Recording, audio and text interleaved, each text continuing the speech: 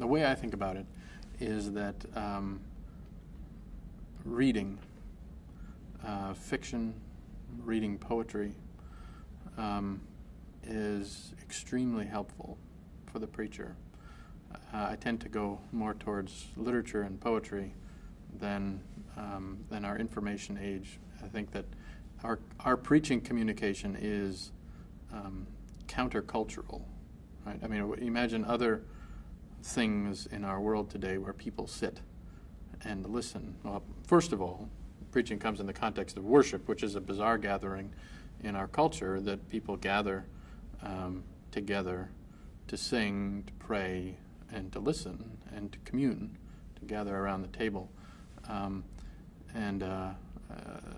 mean, that gathering, first of all, governs preaching in my Lutheran perspective, that preaching fits in the context of the worship service and is complemented, not complemented, it is a complement, the whole thing, and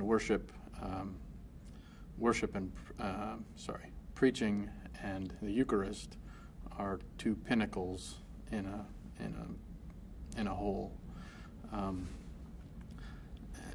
Thinking about preaching in the context of worship frees up the pastor to be creative in that, because in the event that a preacher lays an egg with a sermon, which you've heard, right?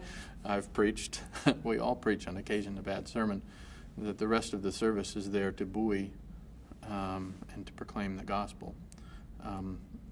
Coming back to thinking about challenges and tools, the fact that preaching is in the context of worship is a tool. It is a freedom for the preacher. But thinking about creative ways to engage hearers who generally in their life do not sit for 10 to 20 minutes to listen to something.